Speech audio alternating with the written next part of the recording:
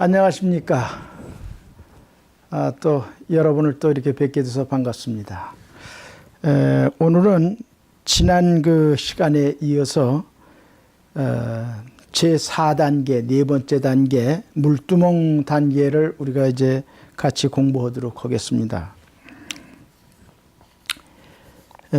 이 물두멍은 여러분이 저 책을 보시면 그 책에 이제 그 왁구를 보시면 그 개괄적으로다가 이제 그 해놨는데, 물두멍은 이제 세례를 의미하면서 거듭남의 의미를 가지고 있고, 또 성령 세례는 거룩한 삶을 이제 해주는 신부단장 하는 그런 그 의미를 가지고 있습니다. 그리고 이제 그 신부가 이제 단장이 돼서 바로 이제 성령 하나님을 만나는, 신랑을 만나는 그러한 장소의 의미를 가지고 있는 것이 이제 물두멍 단계입니다. 그럼 물두멍의 그 구조를 보면은 구조는 직경이 한 3규빗 정도, 한 1.5m 정도 이렇게 이제 되면서 놋거울로 만든 큰 대야죠. 그 이제 왜 놋거울로 만들었느냐면, 그 이제 광야에서 뭐 다른 금속 재료도 없겠지만은 그 놋이 가지고 있는 어떤 그 성질이 있어요. 그 하나님은 그런 걸 사용하시는데, 그 사막에서 놋이 어디서 나왔느냐 하면은 그 사람들, 여인들이 그 당시에 이제 그 화장하는 데 쓰였던 거울, 그 당시엔 유리가 나오기 전입니다. 그래서 거울을 전부 다 놋으로 거울을 만들어서 놋거울을 사용을 했는데, 출애굽하면서 그거는 꼭 가지고 나오죠. 어딜 가든지. 그런데 그렇게 그 여자들이 귀하게 여기고 중요하게 여기던 걸 전부 다 하나님께 이제 바칩니다. 이런 걸 만들겠다 그러니까. 그래서 그 여인들이 쓰던 거울, 그 중요한 거울이 그걸 녹여서 이제 놋대야를 만드는 거죠.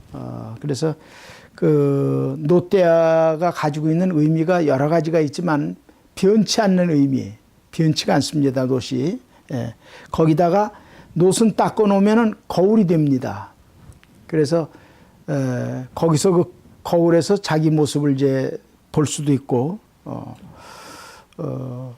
그래서 이제 거기다 물을 부으면은 더 이제 그 모습이 선명하게 깨끗하게 이렇게 보이게 되는데, 물은 성령을 의미를 하고요. 그 이제 왜 그러냐면, 거기가 이제 신부가 신랑을 만나는 장소라고 제가 조금 전에 말씀을 드렸는데, 그 신랑을 만날 때 그동안 살아왔던, 그 신부로서 살아왔던 세상적인 것들을 다 버리고 아주 순수하고 깨끗한 거룩한 마음을 가지고 신랑을 맞이해야 그게 신부 자격이 되지, 옛날 지난 거 다 생각하면서 만난다고 그러면 그건 허위죠.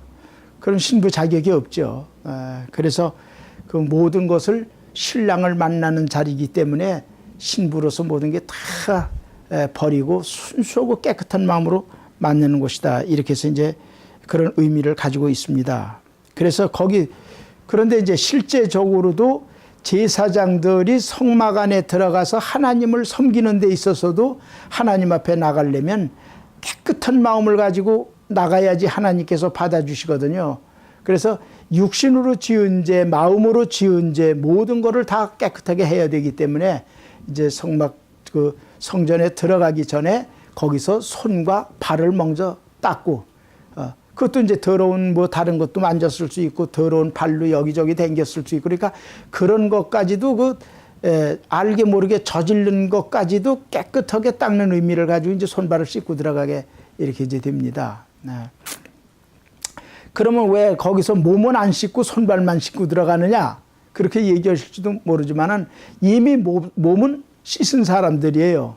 그렇게 이제 어느 정도 그렇게 살던 사람들이기 때문에 죄를 안 짓고 이렇게 살던 사람들이기 때문에 곧 자기도 이제 모르게 이제 했던 거, 손으로 잘못 만졌다든지 손으로 뭘 잘못 가리켰다든지 하여튼 뭐 이런 거 더러운 것까지면 이제 그것만 씻으면 된다, 이제 그런 의미죠. 그래서 예수님이 이제 그 마지막 그 성찬을 하셨을 때도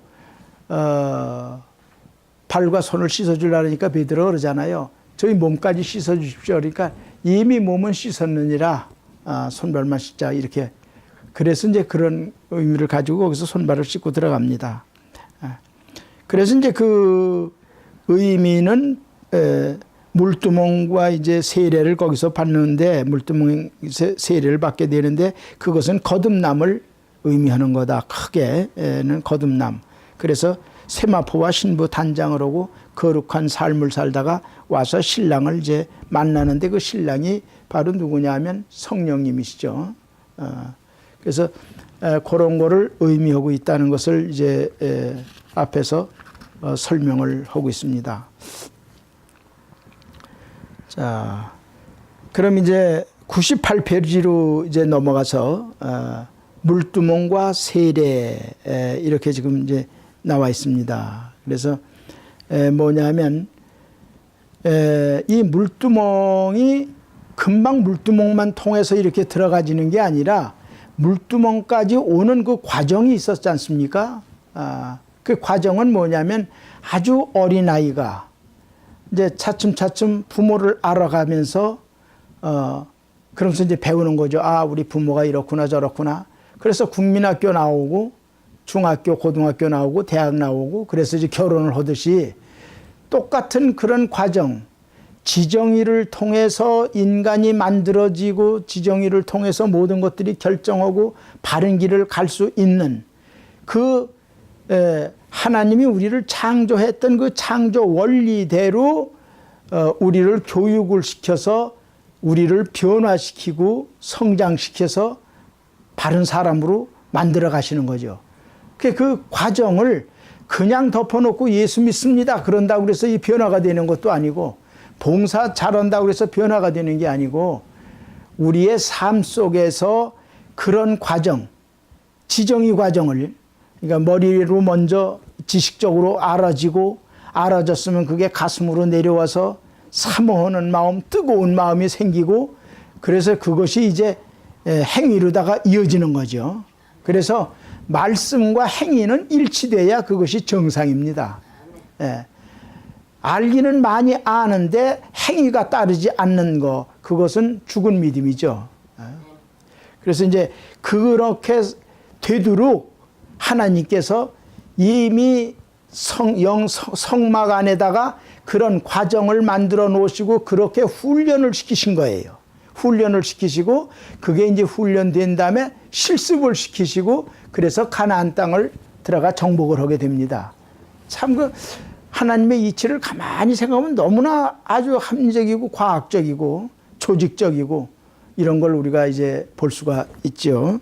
자, 그래서 여러분이 보시는 것처럼 이 뒤에 그 성막에 보시는 것처럼 지금 우리는 어떻게 되겠습니까? 회막문을 거쳐서 성막 뜰을 거쳐서 번제단을 거쳐서 지금 물두멍까지 온 겁니다.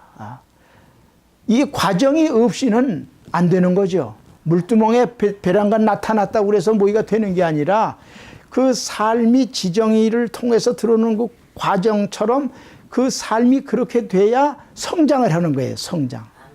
성장을 해야 온전한 사람이 되거든요. 그래서 지금 이제 우리가 그 과정을 거친 분들이 지금 이제 오는 장소가 바로 물두멍 장소다. 이렇게 이제 보시면 되겠습니다. 그래서 이제 그 물두멍이 바로 이제 거듭나는 장소라고 이제 말씀을 드렸는데 요한복음 3장 3절에서도 주님은 말씀하십니다. 예수께서 대답하여 가라사대 진실로 진실로 내게 이르노니 사람이 거듭나지 아니하면 하나님 나라를 볼 수가 없느니라. 이렇게 말씀을 하고 있습니다. 주님께서 말씀하실 때 진실로 이렇게 한 번만 말씀을 하셔도 이거는 아주 굉장히 중요한 걸 의미하는데 주님께서 두 번씩이나 진실로 내가 너한테 얘기하는데 사람이 거듭나지 아니하면 하나님 나라를 볼 수가 없다는 겁니다. 그러니까 하나님 나라가 그냥 얻어지는 게 아니에요. 거듭나야 되는데 그럼 거듭나는 게 금방 날 좀 거듭나게 해 주십시오. 그런다고 되는 것이 아니라 조금 전에 말씀드린 대로 회막문을 통과해서 하나님을 알고 성막들에서 그 자기가 죄인이었다는 것을 회개하고 통회자복하고 그리고 자기 몸을 찢고 그래서 예수님이 십자가에 제물로 달리셨듯이 우리도 번제단에 발가벗은 몸으로 바쳐지는 거예요. 그래야 그 과정을 겪어서 그래서 죽어야 되는데 그 죽은 사람은 말이 없지 않습니까? 죽지 않았기 때문에 욕심, 미움, 시기, 질투, 싸움, 분쟁 이런 게 일어나는 거거든요. 그 자기가 죽어서 살아가는 삶이 죄하고는 몰아졌으니까 거룩한 삶이 되는 거예요. 그 거룩한 삶을 살아야 이제 주님을 만날 수가 있습니다. 죄를 가지고는 우리가 주님을 만날 수가 없어요. 자, 그래서 이제 그렇게 돼서 지금 이제 마태복음에서도 주님께서 이제 그렇게 오시면 그 주님 성령을 만나야 된다는 것을 세례 요한이 이제 얘기를 합니다. 나는 너희로 회개케 하기 위해서 물로 너희들에게 세례를 줬지만은 이건 뭐 인간이기 때문에 이제 사람이 물리적으로 모든 걸 그러니까 물로 세례를 주었지만은 내 뒤에 오시는 이는 나보다 능력이 많으시니 나는 그의 신발끈을 맬 자격도 없는 그런 존재다. 난 그걸 감당하지 못하는데 바로 그렇게 오시는 분은 성령과 불로 세례를 준다. 이렇게 말씀하세요. 그럼 이 세례를 준다고 하는 의미가 뭡니까? 준다고 하는 의미는 내가 뭐를 잡는 게 아니라 그분께서 주셔야 되는 겁니다. 성령과 불로 세례를 주신다는 거예요. 그럼 성령이 이 글자 그대로 성령이 뭡니까? 성령님이 예수님이야. 그분이 나에게 오시겠다는 거예요. 그게 이제 그 상견례하는 거예요. 그래야 성령 받는 게 돼. 그분이 떠나지 말고 내 속에 오셔서 그래 너는 참으로 내가 사랑하는 신부다. 인정을 받아야 인이 쳐진다 그러잖아요. 인이 쳐져야 그래서 신부로서 살아가는 것이지 마음에 들지 않으면 소박을 맞든지 그러는 거잖아요. 바로 이제 그런 자리가 지금 이제 물두멍 자리가 되겠습니다. 그래서 뭐 성경 시간이 없었는데 성경 곳곳에 보면은 전부 다 그런 그 대목들이 많이 있어요. 로마서 5장, 6장, 7장, 8장 다 그 성령을 받고 이 성장하는 그런 과정들 다 이렇게 얘기해 놓고 있는데 제가 2009년도입니다. 제가 2009년도 US 병원에서 이제 이 심장병 이제 이 가슴을 오픈하고 심장병 이제 수술을 아주 대수술을 받았죠. 양쪽 다리에서 다 이걸 다 가르고 거기서 심줄을 다 채취해 놓고 그러고서 이 가슴 가르고 그래서니까 온몸이 전부 다 칼자국이 다 들어간 거예요. 근데 그 대수술을 이제 받고 2009년 2월 2일 날 이제 그 USC 병원에서 제가 고통 중에 있었습니다. 뭐 그러니 온몸이 얼마나 아프겠습니까? 안 움직여도 아픈데 조금만 움직이면 뭐 찢어지는 것 같죠. 그냥 온몸이. 이제 그런 그 이제 상태에서 있었는데 새벽 2시 30분에 이제 저를 주님이 깨우셨습니다. 그래서 이제 제가 이제 정신이 들어서 이렇게 하니까 주님께서 뭐라고 물으시냐면 저들에게 가장 시급한 것이 무엇이라고 너는 생각하느냐 이렇게 물으세요. 그 저들은 누구냐면 성도들을 얘기합니다. 믿는 사람들. 믿는 사람들에게 가장 중요한 것이 무엇이겠느냐 이렇게 이제 물으시는 거예요. 그래서 제가 당황해가지고 예수 잘 믿는 것이죠 이렇게 이제 대답을 했습니다. 그랬더니 주님은 아니다 이렇게 얘기를 하셔요. 아니 예수 잘 믿어야 되는 거 아닙니까? 예수 잘 믿는 게 왜 아닙니까? 그랬더니 이제 주님께서 뭐라고 얘기하시냐면 거듭남이다 이렇게 말씀을 하세요. 예수 잘 믿는 건 이제 그 과정 중에서 그건 전체적으로 그렇게 잘 믿어야 되지만 잘 믿어도 거듭나지 않으면 나하고 상관이 없다 그러시는 거예요. 그렇게 얘기를 하시는 거예요. 그러시면서 저들을 구원에 이르게 해야 하지 않겠냐 하시면서 거듭나지 못한 자가 어찌 나를 알겠으며 거듭나지 못한 자가 어찌 내 말씀에 알아듣고 순종하겠으며 거듭나지 못한 자가 어찌 구원을 얻고 나와 동행할 수가 있겠느냐. 그러시고 예수를 믿는 자들에게 성령불 세례를 주어서 거듭나게 하고 구원에 이르게 하라. 이렇게 이제 말씀을 하시는 거예요. 여기서 이제 주님께서 뭘 성령불을 주고 뭐라는 것은 무슨 저한테 제가 성령불을 주는 무슨 능력자로 저를 만드신다는 얘기가 아니죠. 그렇게 받을 수 있도록 성경에 있는 대로 가르치라는 얘기예요.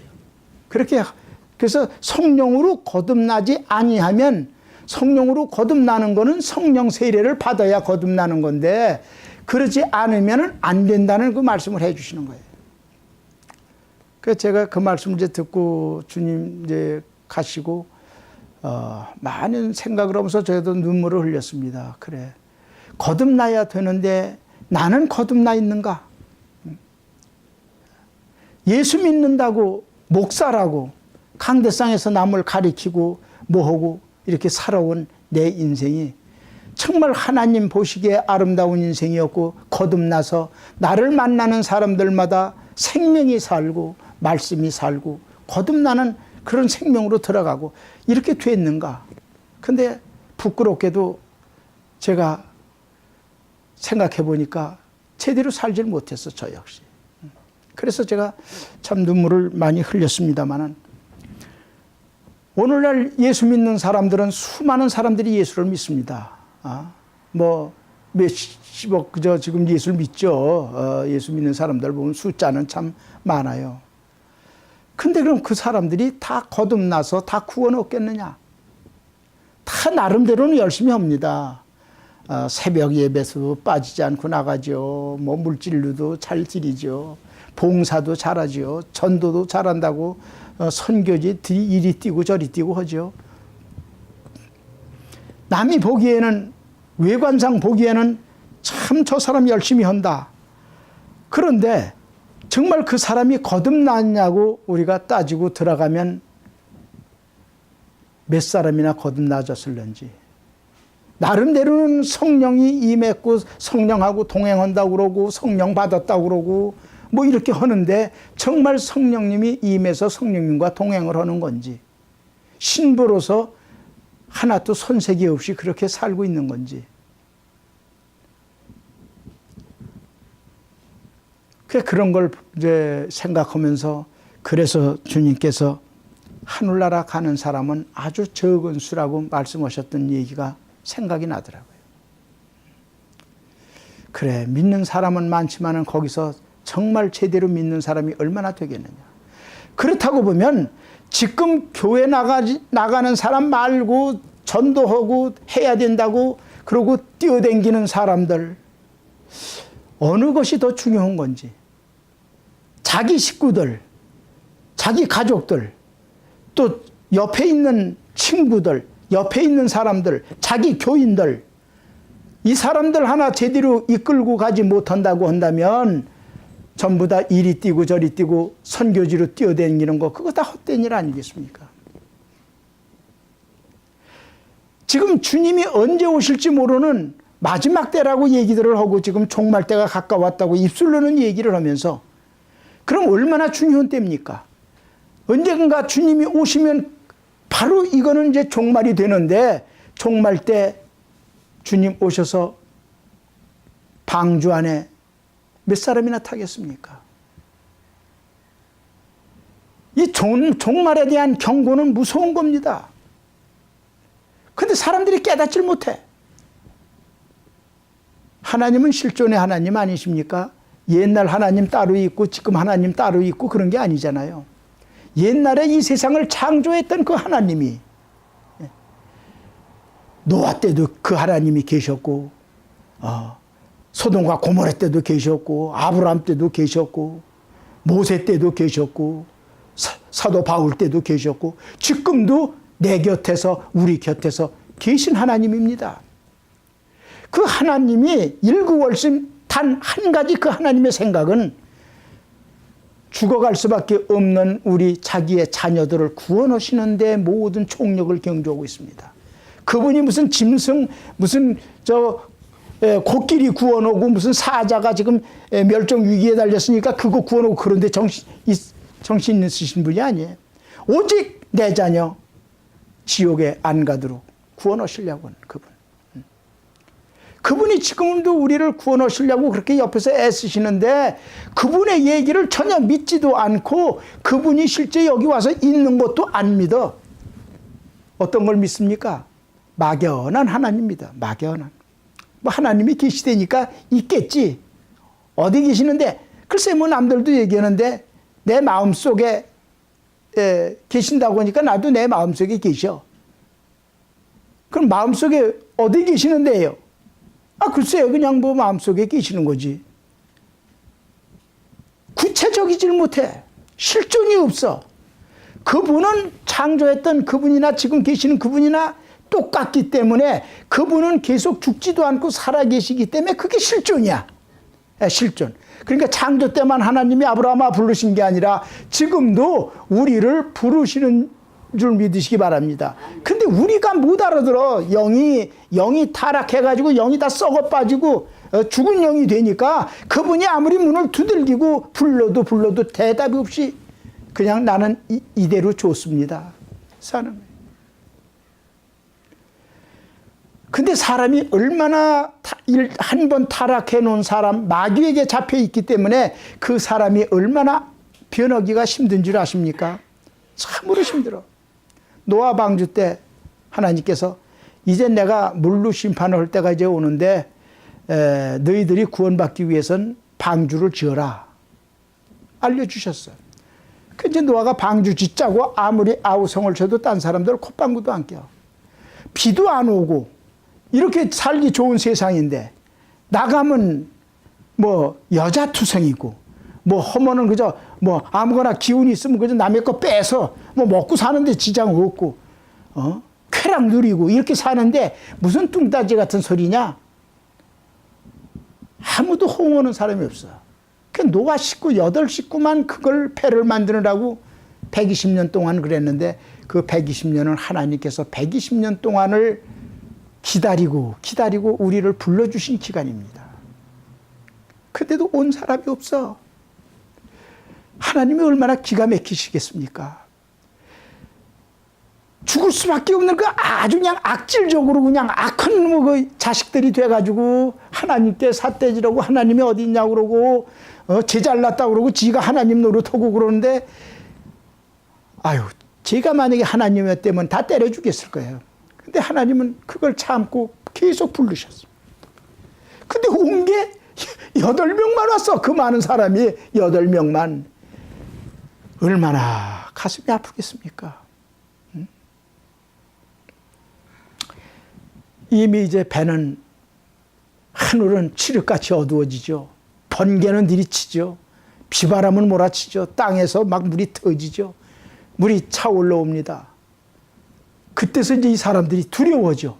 아이고, 그전엔 이런 일이 없었는데 비가 이렇게 쏟아지고 물이 차고, 아유, 이거 노아가 얘기했던 게 맞는가 봐. 아유, 큰일 났어. 얼른 그 노아 방주로 다 달려가자. 달려가는데 이미 노아 방주는 뜨기 시작합니다. 문은 닫힙니다. 살려달라고 아우성을 칩니다. 그래도 방주는 문이 안 열리고 방주는 또 다 죽습니다. 이게 하나님의 마지막 심판이에요. 아니, 그런 하나님이 어디 있습니까? 좀 살려주지. 살려주려고 그렇게 애를 쓰셨건만 하나님 말씀에 귀 기울인 자가 없고 그 말씀에 순종하는 자가 없고 제멋대로 자기 잘난 것에 살아갔기 때문에 더 이상 참을 수가 없어서 하나님이 문을 닫으시는 거예요. 근데 그때가 언제입니까? 여러분들 지금 그때가 언제라고 생각을 하십니까? 그때는 뭐 아직 멀었을 거야. 그냥 언제인지는 모르지만 하여튼 여지껏도 그런 종말이 온다고 하는 게 예수님 때부터도 벌써 계속 그런 얘기가 나왔는데 여태도 안 그랬는데 무슨 이렇게 좋은 세상, 그저 나가 돈만 있으면은 뭐 여자가 없습니까? 무슨 뭐 먹는 게 없습니까? 놀이가 없습니까?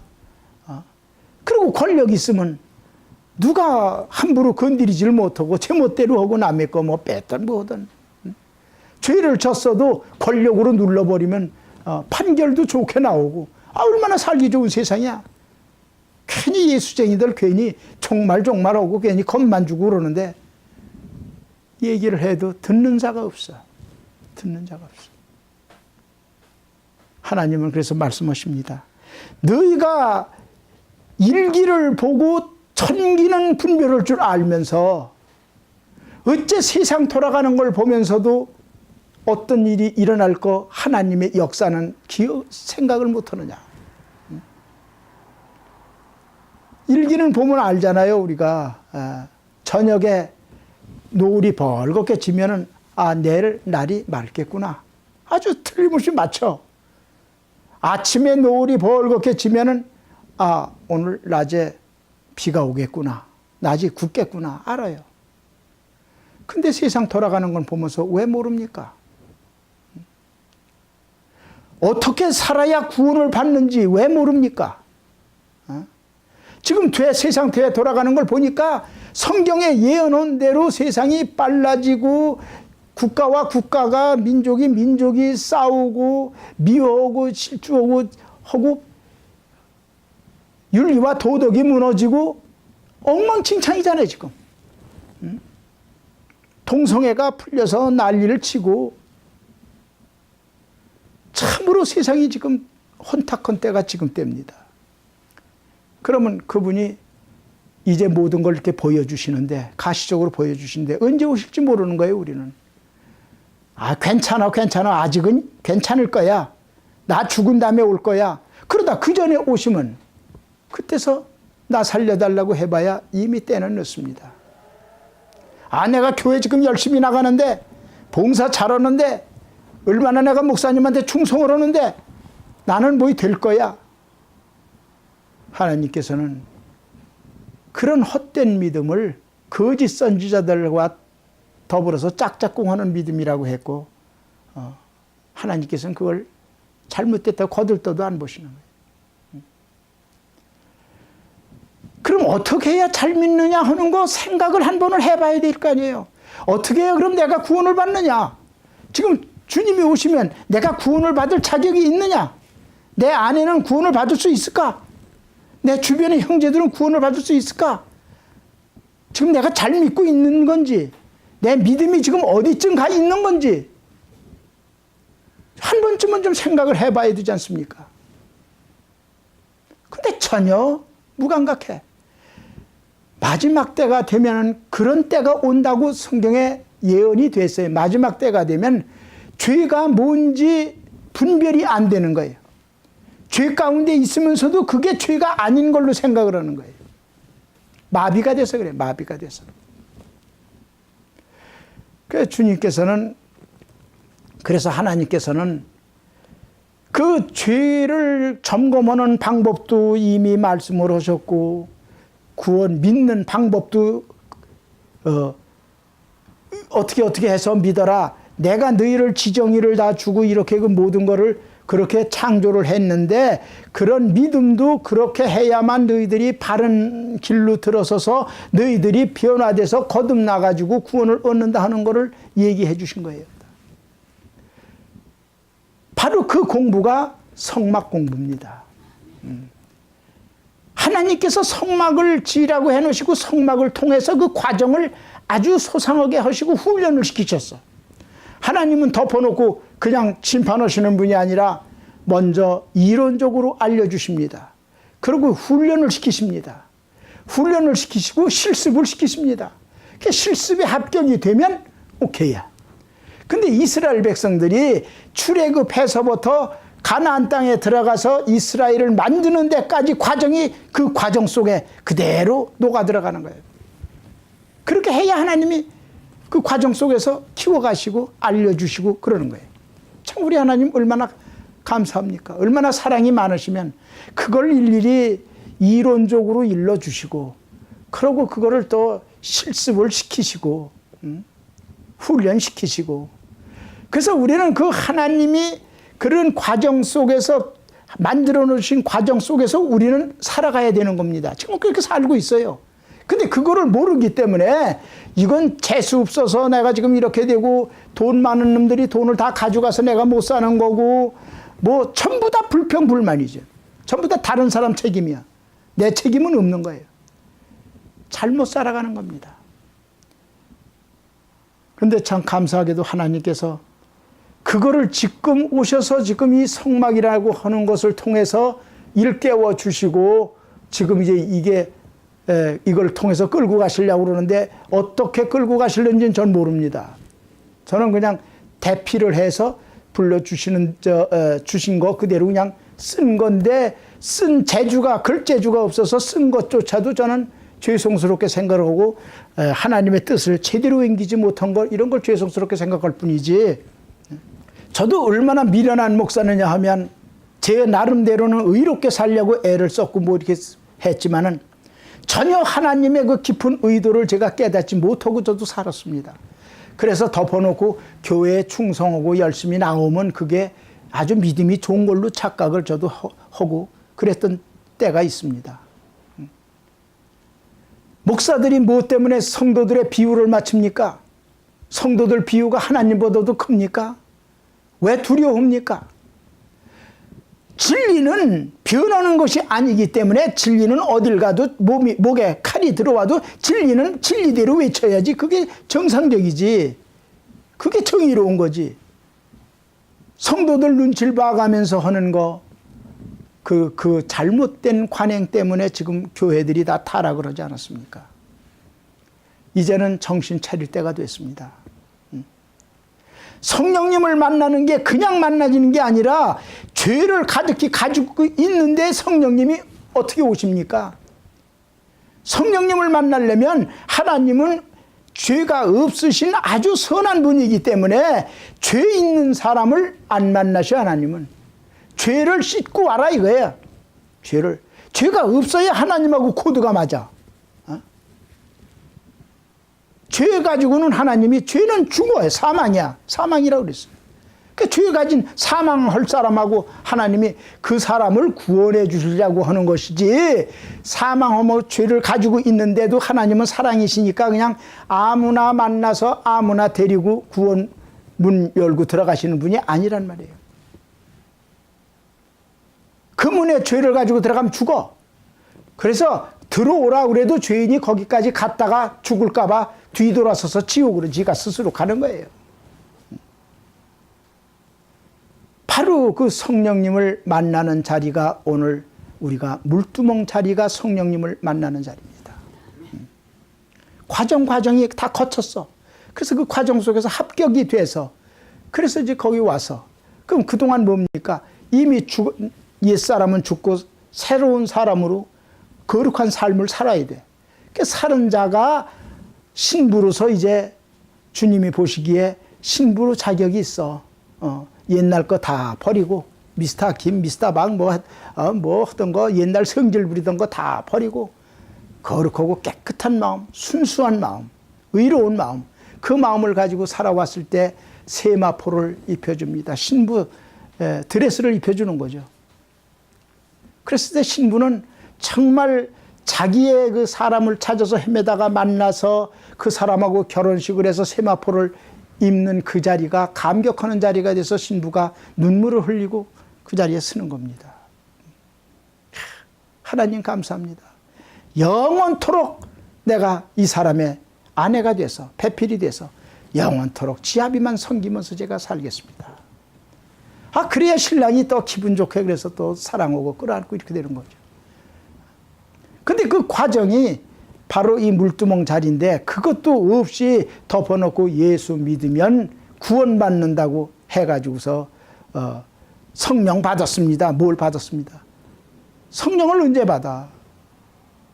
그저 뭐 기도하다가 눈이 번쩍 띄어서 뭐 휙하고 모이가 지내갔다. 불이 번쩍했다. 그러면 성령 받았다. 받은 게 아니라 성령을 조금 보여준 거죠. 성령을 좀 보여준 거예요. 성령은 이런 것이다. 그러니까 너희가 온전히 깨끗하게 지기 전에는 나를 만날 수 없다. 그겁니다. 그러면 그 자리가 지금 물두멍 자리가 성령을 받는 자리, 성령을 받는 자리가 바로 예수님을 이제 만나서 예수님과 이제 더불어서 이제 살아가는 약혼 오는 자리야, 그 자리가. 예, 약혼. 예? 예, 그래서 이게 거듭나는 거예요. 그래야 신부로서 거듭나서 신랑하고 만나는 게 거듭나는 거예요. 예, 하나님하고 만나는 게 거듭나는 거예요. 그러니까 지금 그 자리를 우리는 지금 그 자리까지 왔습니다. 그럼 그 자리까지 왔는데 우리가 돌이켜서 이제 보면은 어떤 사람은 아직도 성막 뜰에서만 왔다 갔다 성막 문지방만 더럽히는 사람이 있는가 하면 아직도 회개 맨날 울고불고 회개만 부르짖는 성막 뜰에 있는 사람이 있는가 하면 어떤 사람은 맨날 십자가에 죽어야 된다고 십자가 보혈의피만 주장하고 있는 사람이 있는가 하면 진전이 돼야죠, 진전이. 그래서 자기 자신을 돌아보면 자기 위치가 어디 있다는 것쯤은 알 수 있게 됩니다, 이 공부를 하면. 그래야 겸손하게 주님 앞에 그 자리를 이제 지켜나가는 거죠. 그래서 이 거듭난다는 게 얼마나 중요한지 모르죠. 모든 목사님들이 이런 사실을 깨닫고 다른 나라 지금 선교 그게 중요한 것이 아니라 자기 성도들 제대로 구원받을 사람이 몇 사람이나 되는지 구원받도록 그거 재교육하고 다시 해야 되는 거 그게 급선무가 아니겠습니까? 자기 집구석도 관리 하나도 못하면서 남의 거 가서 오지랖 넓게 죄 참견하고 돌아다니고 그래서 다 죽이는 거.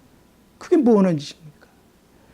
이제는 허세로 예수 믿지 말고 허세로 목회하지 말고 목회하는 목회 자리가 목에다가 힘주고 성도 많다고 자랑하고 성도만 끌어올 생각이나 하고 교회당이나 크게 질 생각이나 하고 이런 잘못된 생각들, 관행들 버리고 작으나 크나 자기에게 맡겨진 양이라고 한다면 정말 그 사람들을 데리고 구원시켜 주는데 총력을 경주해야만 됩니다. 그래서 고민해야죠. 나에게 주신 양을 내가 지금 얼만큼 정말 이렇게 잘하고 있는가. 고민해야죠. 교회 크게 짓는 거 고민해서 뭐합니까? 하나님이 무슨 교회가 없어서 그러십니까? 바로 교회 성전은 인간 개개인의 하나님이 그 안에 들어가실 수 있고 같이 동행하고 살 수 있는 성전이 필요한 것이지 교회 성전이 필요한 게 아니에요. 만약에 교회 성전이 필요해서 주님이 거기만 계시다 그러면 교회 나오면은 아무것도 없네, 황이네요. 그게 아니라 하나님은 우리의 성전을 만들기를 원하시는 겁니다. 그게 성막이야. 성막이 성전이 된 거거든요. 그러면 하나님께서 심판 때에 오셔서 우리 성전에 들어가실 수 있도록 우리 성전에 들어가시면 우리를 구원해 준다는 거예요. 왜? 하나님이 그곳에 계시니까. 아니 오묘한 진리를 성경에 아주 정확하게 기록이 돼 있는데도 불구하고 성경 공부, 계시록 공부 요란하기만 했지 이걸 맥으로 이어주지 못하고 핵심을 잡지 못하니까 예수 믿는 게 복잡해져. 힘들어져. 예수 믿는 것은 학문이 아닙니다. 학문이 아니야. 삶이에요, 삶. 우리의 삶 속에서 그대로 그것이 녹아져-가지고 그냥 살아가는 거예요. 힘들지 않아. 아이들이 크면서 엄마, 아버지 이론적으로 배워가지고 아버지는 어떻고 엄마는 어떻고 DNA가 같아야 되고 어쩌고 저쩌고 이런 거 압니까? 태어나면서부터 그냥 데리고 아빠, 엄마야. 넌 자식이고. 그래 뭐 어려운 게 있으면 엄마, 아빠 다 하려고 그러고 응석 부리고 그러고 그냥 살아가는 거예요. 자연스러운 거예요. 근데 왜 이렇게 그냥 복잡하게 만들어가지고 무슨 성경 공부 시킨다고 애를 쓰고 물론 성경 공부는 해야죠. 해야 되지만 줄거리를 잡아줄 줄 알고 그래서 그런 걸 통해서 자유롭고 평화롭고 쉽게 신앙생활을 삶 속에서 허두룩 만들어줘야지 그렇지 않고 그냥 이거 성경 공부를 띄어야 뭐가 되는 걸로 알고 그냥 그렇게 뭐 자꾸 이렇게 머리만 넣어주면 지정이 속에서 머리통만 커지지 실질적으로 이 가슴 속에 영원히 뜨거워 사모하는 마음이라든지 하나님을 사랑하는 마음 이런 게 안 생기는 거예요. 형식으로만 되는 거지. 이제는 기독교가 거듭나야 됩니다. 거듭나야 돼. 그동안 잘못 가리키고 잘못 믿어왔던 관행들 전부 다 뜯어 고쳐야죠. 그래서 스스로 그걸 알아야 돼. 그런 거를 목 안 가르쳐 주니까 사람들이 뭘 보더라도 선악을 구별을 못 해. 그냥 다 그게 이제 거기 그냥 찌들어가지고, 뭐 텔레비고 주변에서도 다 그러니까, 아이 뭐 사람들이 다 그러는데 뭐, 나 혼자 뭐 한다고 되나? 뭐 사람들이 다 그러는데 하나님이 뭐, 다 죽이겠어? 하나님도 그냥 눈 감고, 아이, 할 수 없다 이렇게 넘어가시겠지. 사랑의 하나님인데. 진리를 왜곡해 나가, 전부 다. 진리를 왜곡해. 이게 지금 오늘날 우리가 사는 세상입니다. 혼동스러워. 선악을 구별을 못하는 거예요. 어느 게 선악인 것조차도 구별을 못하는 거예요, 사람들이. 여러분은 그래도 이제 저하고 이걸 공부하시면서 선악이 뭐라는 건 아시잖아요. 선악은 율법이야, 법이야. 선악과는 법을 얘기하는 거예요, 법. 선악과가 무슨 과일을 먹으니까 이게 금방 내가 악해졌다 그런 얘기가 아니에요. 선악과는 법이기 때문에 법은 지켜라, 하지 말아라. 근데 그거를 딱 먹으니까 법이 무너졌어. 무너지고 지가 하나님이 돼서 지가 선악을 이제 눈은 조금 밝아져서 자기가 선악을 이제 구별한다고 그래. 근데 그 선악은 진리는 하나님으로부터 나오는 건데 하나님의 진리는 차단하고 지가 선악을 구별해. 그래서 지가 하나님처럼 되려고 먹은 거예요. 하나님이 됐어, 지가 나름대로. 그 자기가 하니까 이게 진리가 없으니까 어떻게 됩니까? 전부 다 악인지 선인지 구별을 못하고 자기 마음에 맞으면 선이고 자기 마음에 안 맞으면 저는 나쁜 놈, 악한 놈이고 이렇게 된 거예요. 그게 선악입니까? 아니지. 제대로 성경을 알지 못하니까 그런 현상들이 벌어지는 거예요. 우리 십계명 하나님께서 주신 특별히 주신 계명입니다. 그 외에 수많은 계명 613가지가 되지만 그걸 다 지켜야 되지만은 그걸 다 지키기가 머리가 다 그렇게 안 되기 때문에 하나님께서 10가지 계명을 대표적으로 해 주셨는데 그 계명 안에 613가지 하나님 말씀하신 계명이 다 지켜질 수 있도록 그 안에 포함되어 있어요. 하나님이 어떤 분이십니까? 기가 막힌 분. 근데 지금 십계명 제대로 가리키는 데가 있습니까? 십계명 지키는 데가 있습니까? 이건 구약은 이미 주님이 오셔서 폐했다고 이런 소리들이나 할 줄 알고. 왜 폐합니까? 법이 왜 폐해야 됩니까? 원칙인데 그게. 그러니까 윤리 도덕이 무너질 수밖에 없죠. 왜 기독교의 윤리 도덕이었습니까? 기독교 윤리 도덕? 신학교에서 가르치는 윤리 도덕? 이게 윤리 도덕이 아니죠. 무슨 예수님의 뭐 도덕이 어쩌고 하나님의 도덕이 어쩌고 그게 도덕이 아니라 인간이 지켜나가야 될 도리가 도덕이야. 그거는 믿는 사람이나 안 믿는 사람이나 똑같이 인간이라고 한다면 검은 머리 가진 인간이라고 한다면 누구나 다 지켜야 되는 거예요. 그래야 사회가 유지가 되는 거 아닙니까? 근데 그거를 그렇게 제대로 가르쳐 준 데가 어디 있습니까? 어느 종교에 있습니까? 기독교밖에 없어. 십계명밖에 없어. 십계명이 윤리 도덕이야. 기독교는 윤리 도덕적인 종교가 아니고 이것은 구원의 종교입니다. 아이고 참 구원의 종교가 어떻게 해야 구원을 받는지를 알아야 그 얘기를 할 수가 있는 것이지. 구원의 종교는 도덕도 없고 윤리도 없습니까? 덮어놓고 하면은 예수 한다고 해서 구원 다 받습니까? 이제 정말 우리 기독교인들이 정신 차리고 새롭게 거듭나야 될 때가 왔습니다. 거듭나야 될 때가 왔습니다. 이 방송을 듣는 모든 분들이 정말 나는 거듭났을까? 나는 지금 어디쯤 와 있을까? 내가 주님이 지금 오신다면 나 구원 받을 수 있을까? 구원받는 조건도 모르고 그저 교회 열심히 새벽 기도서부터 시작해 열심히 다니고 봉사 열심히 하고 선교 열심히 하고 목사님 잘 섬기면 그게 구원의 조건으로 잘못 알고 있단 말이에요. 그래서 지금 이렇게 된 거 아닙니까? 그건 구원 조건 하나도 안 됩니다. 그 속에서 진실이 없으면은, 진리가 없으면 헛거야다. 성경 많이 봤다고 진리 속에 속합니까? 단 한 절이라도 지킬 줄 아는 사람이 성경을 제대로 알고 살아가는 사람이에요. 그게 훌륭한 거예요. 하나님은 바보가 아니시기 때문에 다 살펴보고 계시잖아요. 하나님이 어디 계십니까? 하나님이 멀리 저 높은 하늘에 계신 것도 아니고 지금 우리 곁에 와 계셔. 그분이 우리가 뭘 하는지 다 보고 계셔요. 우리도 말로는 그렇게 하죠. 불꽃 같은 눈으로 우리 머리털까지 세시는. 근데 세시는 그분이 입으로는 그러는데 실제적으로 세시는 문 앞에서 삽니까? 안 살았어.